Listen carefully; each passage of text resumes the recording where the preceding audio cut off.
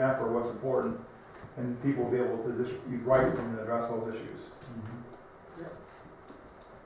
Well, for instance, if we had a large subdivision, I could see us, okay, depending on where it was located, some of them, but in general, all of them would have E, impact of sewage disposal, F, impact of solid waste disposal.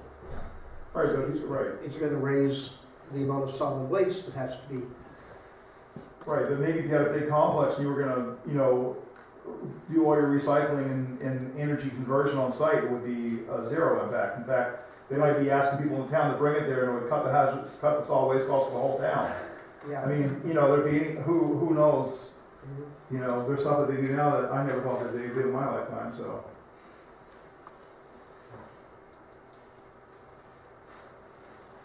So now, we're at 6.3.8, so let me just go through, just mark this one off. See notes.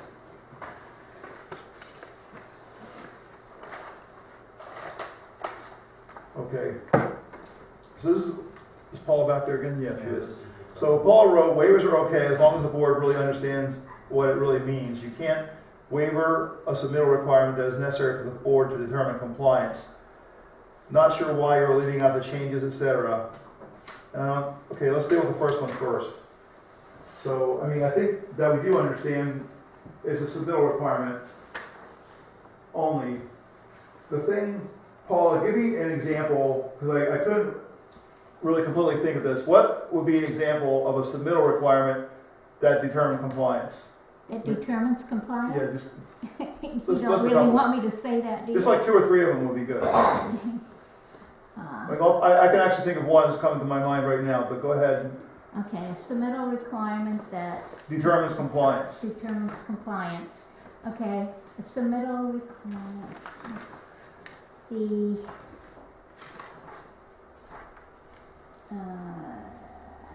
Well, one that jumps off the table at me would be a soils test for a septic system. Because that's going to determine compliance, because you can't put a house on a site that doesn't have passing soil. So you have to submit the soils test to put in a septic system. But there's tons of submittal requirements that wouldn't necessarily mean compliance. I mean, right-of-ways and easements. okay, that's probably one, right. So you have to submit your, right, so you know that people have a place to drive their car. Well, one other reason why you might need to submit those is because I believe it says somewhere that you can't use a right-of-way as part of to meet your frontage requirement. Well, that's true. You can't use your right of way to meet your acreage requirement. So right. So that would be another reason why. You couldn't say anything. But in theory, I wouldn't necessarily promote this, but you could, you don't technically need to show the planning board a topographic drawing in order to make sure that no water runs off their site. So what I'm saying is, if you need it to determine compliance, then you can't waive it. And that's what it says, and as long as you... Well, right, but I do think, it is a little bit interpretive to determine what you need for compliance, because, like I said, if Well, that's what the judge says too. right, well, the compliance for stormwater would be, you can't have any stormwater come off that site. It has to stay, all of it, have to have a retention pond, whatever. Okay, technically, I wouldn't need to have a drawing of that before. I'm not saying I would endorse this, but I technically wouldn't need to have a drawing necessarily of that in order to make sure that the stuff didn't come off the site. Well, they had, just the basics. If, in order to determine if they're meeting the setback requirements, you have to have a sketch plan, and it's not. And if it isn't built yet, you still don't know it's going to comply when it's built, but at least you know where they intend to put it. You know there's enough room. So there are all kinds of submittals that Well, right, that could be waived. I are can give you an required. example. When I got my building permit for my garage, do not have exact measurements to all the boundaries, especially since the state took out half the pins when they put in the road. has cost me a mint to put back in. But it's pretty obvious to Rick that I'm way inside the setbacks. So it was like, okay, we got an approximate distance. You know, what is it? Our setback is 50 feet? I think Something like you that. know, You're well over 50 feet. well over. Actually, No. your garage is only 10 feet now because we changed that. And that's the one closest to the road. Didn't we change the setback? And I think we might have changed the road setback to like 30 feet or 20 feet. Oh, like 50 or 60 feet. Yeah, I don't know. no. But I mean, that's a submittal, that's a sort of requirement, okay, you don't really need to submit a plan with exact measurements on a lot that You size. just have to make sure that if somebody complains, you can demonstrate that you're not there. Yeah, No, but you're gonna submit a plan. you're gonna submit a plan, but That's- the plan technically asks for exact measurements from all your boundary lines. You know, When your boundary line is 300 or 400 feet away and is at an angle, do you really want to call a surveyor in order to say the exact distance is? you always have some discretion on evaluating Right, and the that's the point. the submitted information, but the question is whether they have to submit some information to base your conclusion that this will be done in accordance with the ordinance. That's not what the And, judge and said. there's always room for individual interpretations and discretion, but that's what you do. You take it, you look at it, you evaluate it, you come to a judgment. Dave, do you have something there? But if you don't require them to submit enough information for you to make that judgment, that's when you get in trouble. Eric, the first part of that is going to always put the planning board in a bad place when it comes to a waiver. In cases where development or expansion will not significantly change the nature or intensity of the use or the exterior dimensions of the existing structure, or where a proposed use is deemed by the planning board to have no discernible impact on a joint, that is what the judge went after in our case. And those words right there are going to be fighting words for anybody who wants to stand against you by saying you can't give a waiver because of that sentence. And that's not a sentence you'll find in every ordinance in the state of Maine. That's not a sentence. It's a sentence you find in our ordinance. If you don't want that sentence in there, then you make a case for not wanting it in there and you take it to the people. You can't decide that on your own. You have it in your ordinance, that's the way it says. If you don't want it to say that, then you propose to the town meeting, the people's vote, what you'd rather have. Yeah. But as long as that wording is in there, that's what you live by. So, okay, so that actually brings up another question then. Who decides what is significant change? That's, the planning board decides that, and then That's If not what you somebody just said, does- though. No. No, That's you'd not what say, you just said. no. that's your option. It says that you have to if it's necessary to judge compliance, you have the ability to evaluate the whatever's presented to you. And if in your judgment, then you vote that wasn't necessary, that's what you live by. That's what they did. And that's what the judge said you couldn't We do. did do that, it didn't work. That's right. That's exactly right. So she's Judge saying didn't it both believe ways.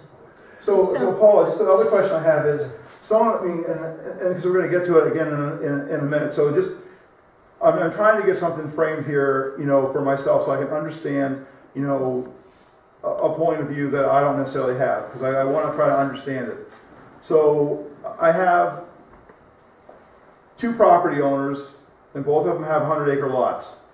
And both of them have lived there, for 30 or 40 years. And one property owner likes living on the lot that they have the way it is, and the other property owner decides that they want to move to Florida. Okay, so in order to move to Florida and buy the house they want in Florida, etc., they have to subdivide their lot or develop their lot in some way, shape, or form in order to increase the monetary value of it so they can do what they want to do. okay? okay? Why, based on the type of thing that you've said, okay, and, you know, and in your understanding of some of this stuff and looking out for like this adjoining property owner, how come the adjoining property owner should have more authority than the property owner who wants to make the change?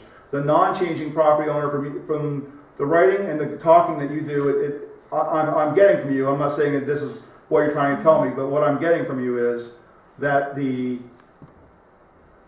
property owner who doesn't want to make a change should have more authority than the property owner who wants to make a change. I see absolutely no connection to what we're talking about. You don't? No. Really? No, because. So you don't, okay, well, Which okay, property owner has come and given you an application? The Right. one that wants to subdivide, right? right. And what is there about that subdivision that, Well, now that they want to have waivers, and so we go ahead and give them waivers for whatever the waivers are. Okay, but then, and we say that there's no discernible impact. Well, the adjoining property owner who owns the adjacent 100-acre lot, now they say, well, no, they're cutting the lot out, there's a discernible impact, and But they this, built a house and I can't have my view, or they. or whatever. It is. So how come the property owner who doesn't want to make a change has more authority than the property owner who wants to make a change? the only thing that has authority is the ordinance.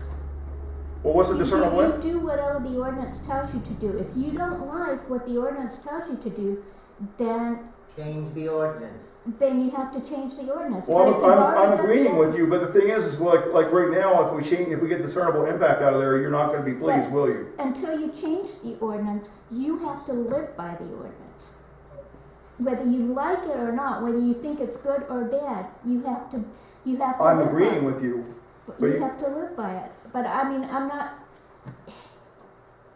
not following your argument why that you think that I would think that the landowner who isn't subdividing has more to say about this than the landowner that is subdividing. Well, because of the other stuff we talked about, Article 3 the other day, or maybe it was whichever article it was where we talked about the what the landowner impact or what the adjoiner's rights were in terms of the peaceable, or I forget the exact wording, but in the other article we talked about that stuff, and you were very concerned that we were taking out the other part, the part about the adjoiner.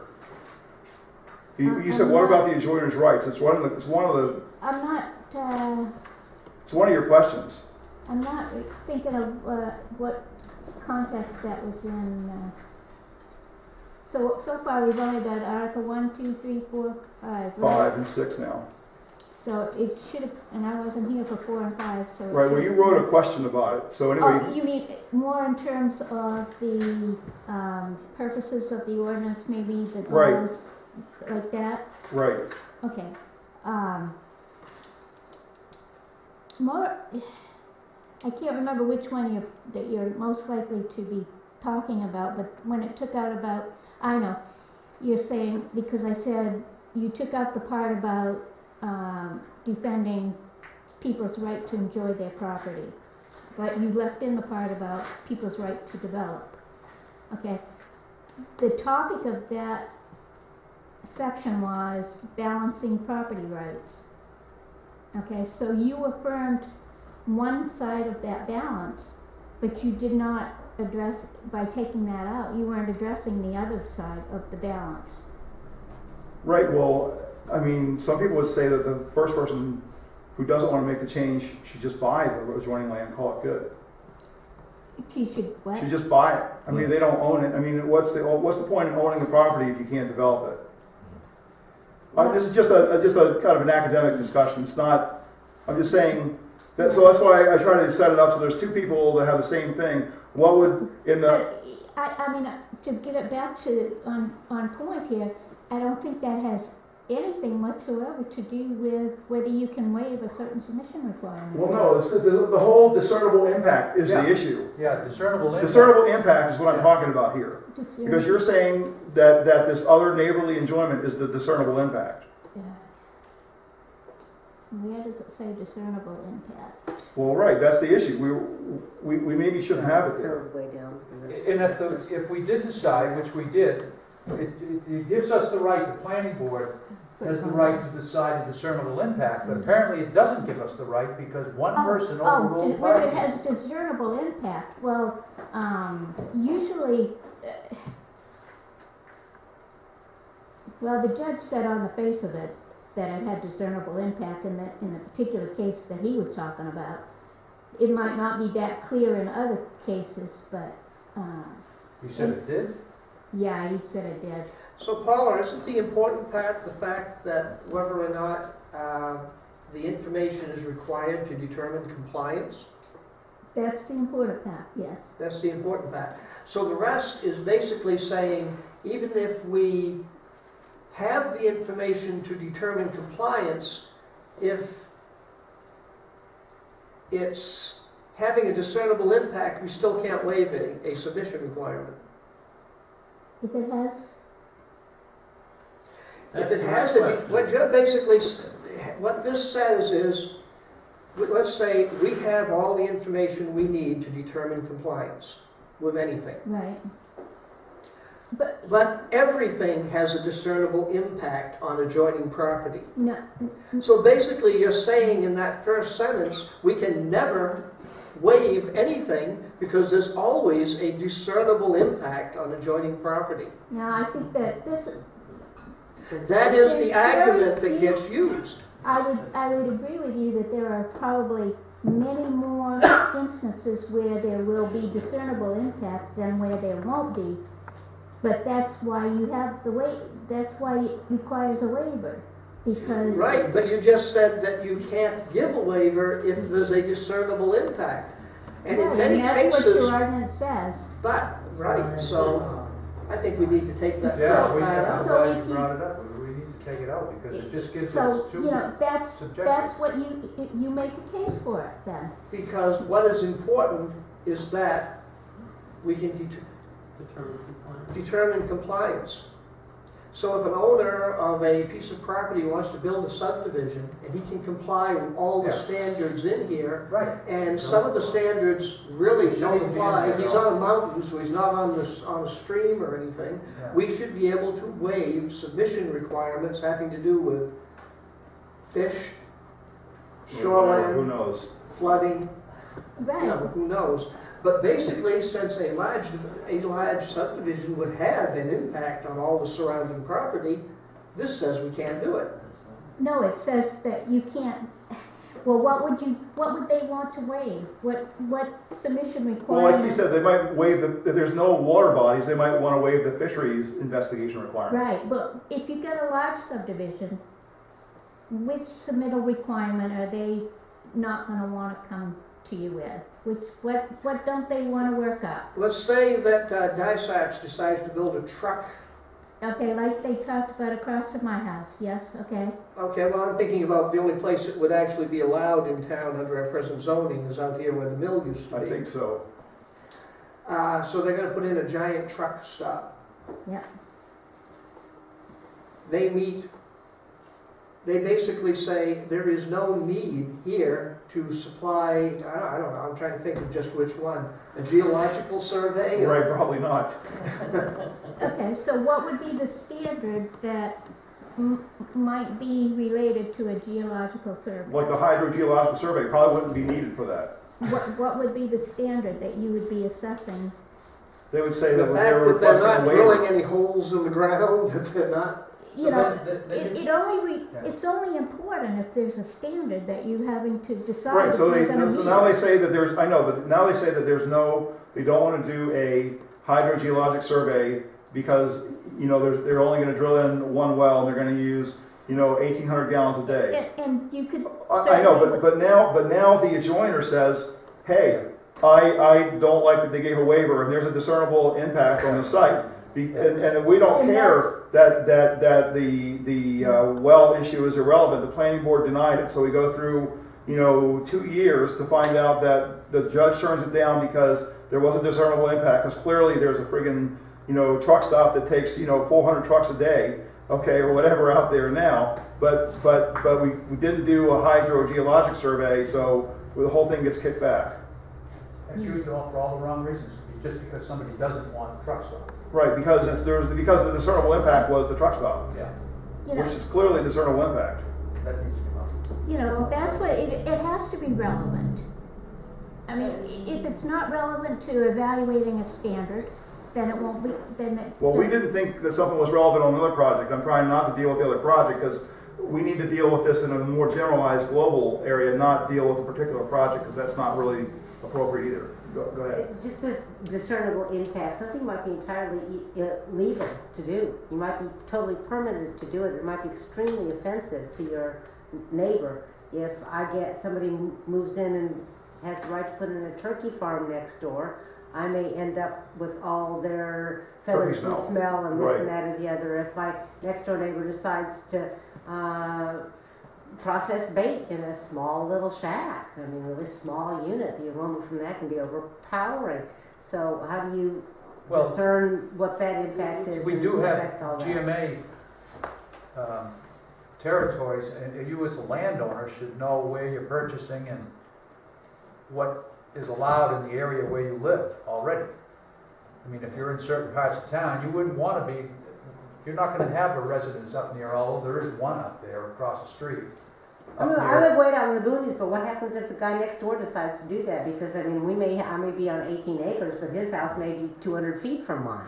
But you know, Right. you know, Right. when It's you're true, moving but- out there, you know that that's probably an allowable, you know, development for that area. I don't know yours. But that's one of those statements of like, who gets to do what, and does the first person there get to say, I've been here and living here forever, and now I can't breathe the air in my house because my neighbor moved in next door?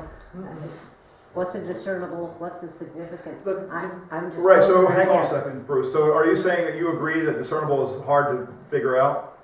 Both is significant and discernible, unless you get some kind of, discernible just basically means detectable in some way. But if the submission requirement that they're asking for a waiver from is, I'm trying to think of one, height restriction, because they're not building anything that Yeah. why should they still have to make that submission and spend the money, especially on engineering or architects or a surveyor, for something that has nothing to do with your discernible impact? Or something that's impossible. Well, Yes. I mean, I think you're looking for problems where there may not be by, Well, no, there is a problem, that's the point. so Okay. what's the standard and what's the, I'll write up a new sentence in there and we'll review it on the 24th at that meeting. Because I think I we have like a lot more to go, so if you don't, I mean, if the horse is already on the ground, we probably don't need to beat it more tonight. Right, We can beat it more on I'm a different saying night. you need to look at the first part of the sentence, but one suggestion is, in that second part that's underlined, where it says may be expedited, I'm not sure if that's appropriate. Hang on a second. The point of a submission requirement is not for expediting, it's simply to not waste time on things that are of no consequence. So where are well, you? I think that, you know, Where's the that, expedited statement? Underneath the underline. The underlined area, second line, underlined. well, that's what Go I over think we, that just a little bit more. Oh, I see it. by grouping everything into one procedure, the little stuff and the big stuff, we wanted to make sure you could expedite the process with the little stuff, and that's why I think where we came with the expedite. Remember that, Bruce? Because I think you were the one that brought it up. You said there's no way that these little projects need to do all this stuff. Right, but I don't know if using the word maybe expedited, in other words, that sounds like you're trying to just speed things, well, You are. You are. Yeah. yeah. Yeah, and I think you made a rational case for it. I mean, they are gonna have to just write down all the review stuff. I mean, it's gonna be, Yeah. to me, for the most part, if you're gonna actually expedite it, it's gonna be pretty straightforward. And that's why, that's actually the importance, like Paul pointed out, of making these forms. Because if we make the form up properly, then the person can fill the form out and it'll be done, you'll have a record. And it'll be easy to do. But without a form, it's very difficult to do. We were at the first part. Bring it back to us. Okay, so, The second No. paragraph is okay, with Yeah. the submission requirements. All right, so now we get into the next one, and Paul, you're partially right on the next one. I looked up the, wrong way. What number was it? 6.4.1.2. Oh, wait, we've got a little ahead there. So this kind of is almost the same text that was there. I think it was just moved around. And that's why it's all underlined. But then the first question, Pre-application comments? right, but now what happened was it's the wrong regulatory site, and Paul is correct on the, you can't go into, this 1405 is for executive session, and that's not what's going on. Because certainly we're not gonna have a meeting and then go into executive session for this. That's the wrong regulatory reference. The actual correct statute is 5 MRSA 18A, subchapter 8, 13.119A. It talks about records confidentiality. So it's actually 5 MRSA 1319-A. 13.119-A, I'm sorry, 5 MRSA 13.119-A. No chapter 8. Well, don't worry about chapter 8. I didn't It's get my pen undone in time. You want to repeat? 5 MRSA subsection 13119-A. Okay. And the title is called Records Confidential. The following records are confidential for purposes of Title 1, Section 402, subsection 3, paragraph A, are not open for public inspection. And then it talks about proprietary information. Information is provided, etc. I'll post this. Information set to develop by the department or municipality that has to do with a program of assistance and is included in a business or marketing plan or a grant application or provided or developed to fulfill reporting requirements as long as the person to whom the information belongs or pertains requests that it be designated as confidential. The department or municipality determines the information gives the person making the request opportunity to obtain business or competitive advantage over another person who does not have access to that information or will result in loss of business or other significant detriment to the person making the request if access is provided to others, etc. It talks about, there's a bunch of requirements you have to do in there of what those records are. This is the one that municipalities, larger municipalities have, departments of economic development have. Now, one thing that shouldn't be in here, and we had talked about this before, I was always uncomfortable with this, but last year when we were initially writing this, they talked about having the planning board chair be involved with this discussion, which I never liked, and I don't want to do that. I think it should be, if anybody should do it, I mean, it could be the code enforcement officer, could be the one who did it over things that the code enforcement officer doesn't have to approve. For example, if the code enforcement officer, if it was like some little thing, and they were coming in with a business plan, and it was like a tier, I don't know why they would even want to do it for like a tier 1 or a tier 2 What thing. does it say the chair in here? I'm looking for that. Well, because you guys had it written in there before, up there on top. We talked about this last year, and you guys thought that the chair and a select board person and the CEO should be involved with this potentially. And I never really liked it, and I don't want to be in this. But I don't have a problem with one of the select board people doing it. I just don't think it's appropriate for the planning board person to do it. Chairperson, yeah. It's just not the right job.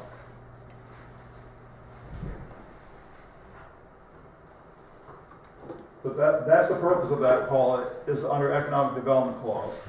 So if somebody comes in and they're looking for a piece of property or whatever, and they come in and they're working with the code enforcement officer and some select person to find a piece of property, that information isn't necessarily something that has to be on the front desk, So, like an application to build a house or a project.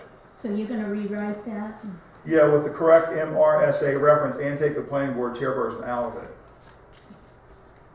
I mean, it should only be like, and I think if the select board does it, that they should actually, my opinion would be that the select board should assign a permanent, okay, you're the economic development person on the select board, and that's the only person that does it. It shouldn't be like a rotating thing, even if they did it like annually or every 2 years or whatever, that one person should be the, in charge of the economic stuff. That would be that select board member's job and the code enforcement officer, and they can go do that stuff. That's just my opinion. And that's how I'm going to try to rewrite it.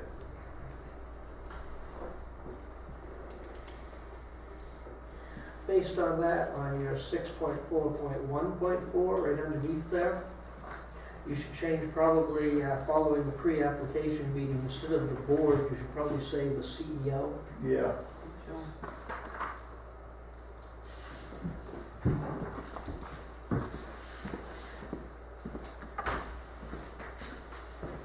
And then 6.4.1.3 changes. Okay. And then the next one, Paul. The vesting. Okay, wait a minute. Okay, there's this file thing. What are you asking me about the file? Well, I didn't understand what you were asking me about the file. You said establishment of file, okay, but why omit the rest and add this to the next section? Looking at the part about the changes in erasures. Wait. Can you push it up to 10? Okay, well, I get, I yeah, think I see what you're saying now. yeah. Okay, you're saying that file should be up under the pre-app, not under this confidential thing.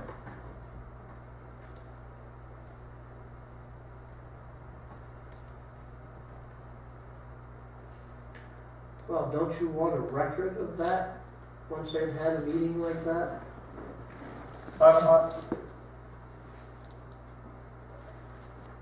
Let me just make another note here to investigate record keeping for the other one, because I think that's kept in like a locked cabinet that people can't get to. But they're two different record keeping things. I understand what you're telling me now. It makes no sense to have the file thing where it is. I agree with you, Paula. Where you made the comment? I think I followed you, yeah. Yeah, I agree with you. Let's go to the vesting rights, because I'm sure that will be some discussion.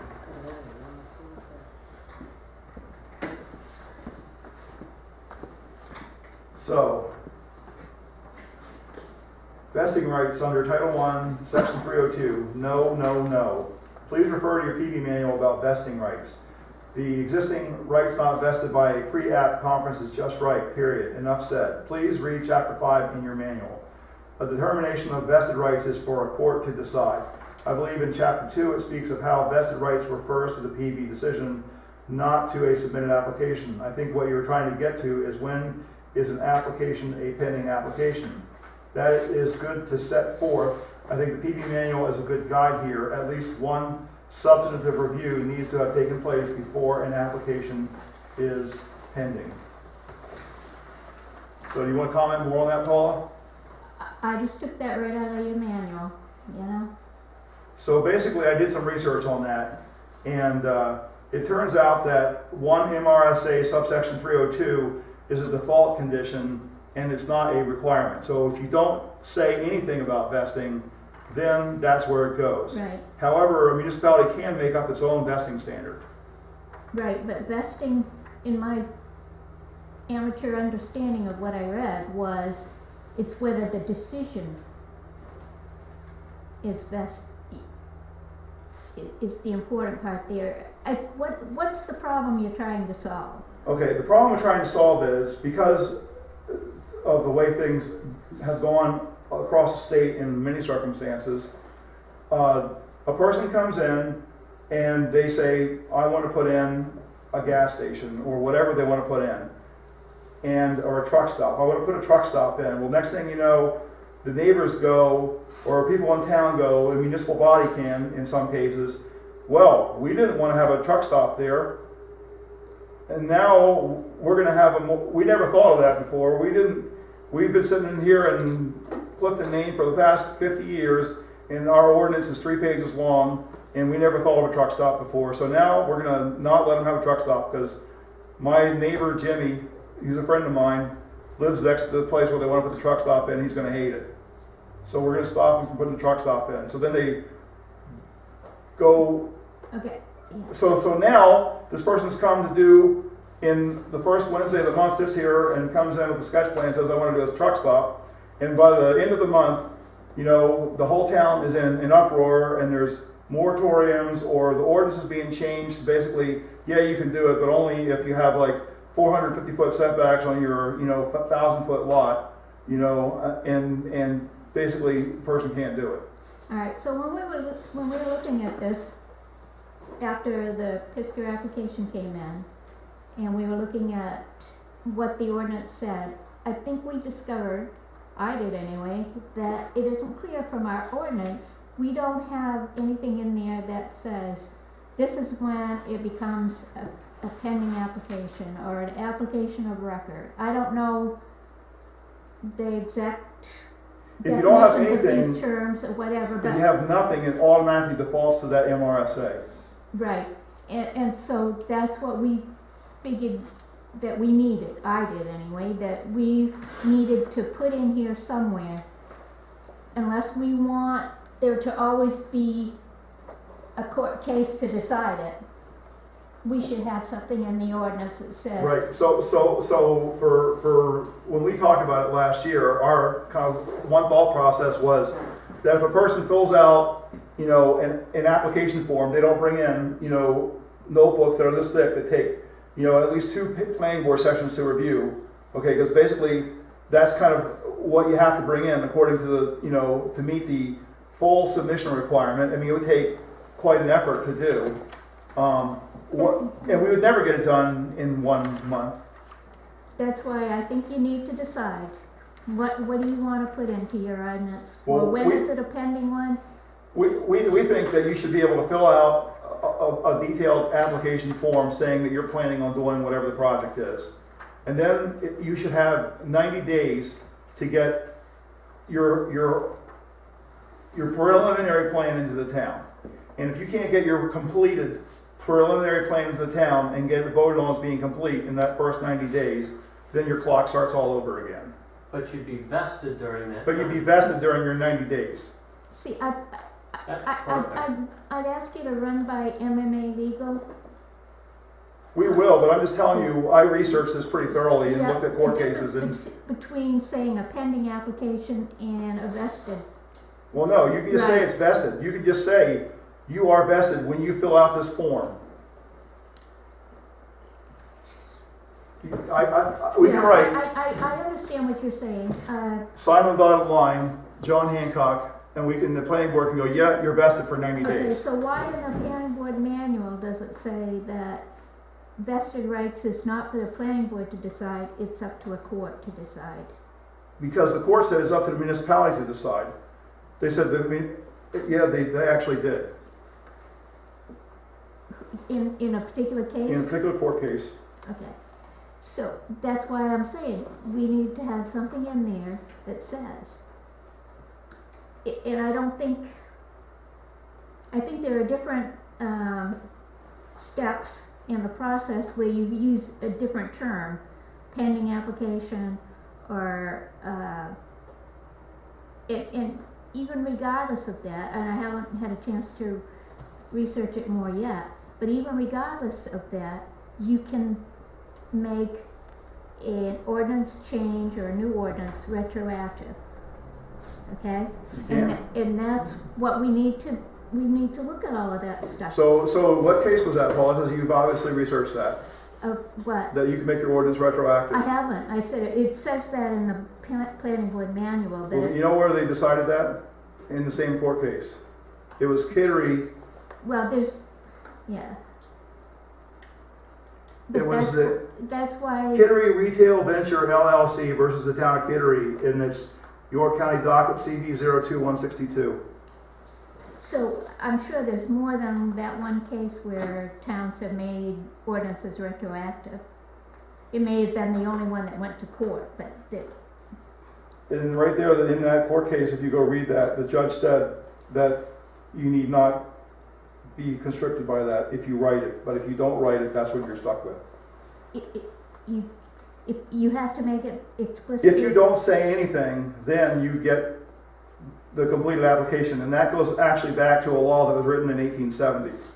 Oh, the one that you're, Correct. the 301 or whatever. What, 1302, 1 MRSA Right. 302. But it is possible to have a retroactive clause And it was in the That same was- court case. that will supersede that, right? Yeah, Joan.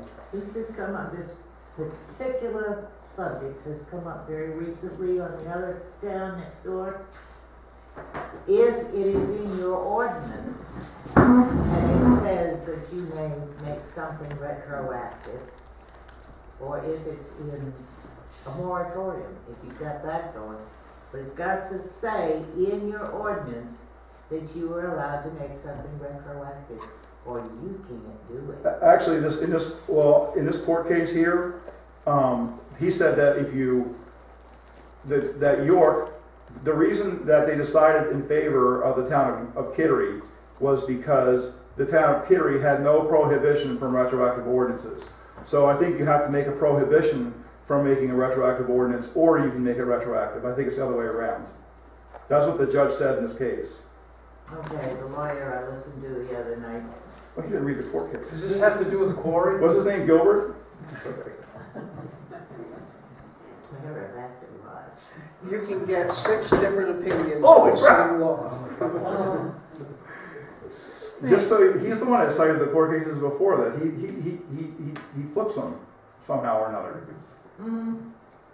I mean, I think that there needs to be some discussion and reaching some agreement on what the town wants in their ordinance to say.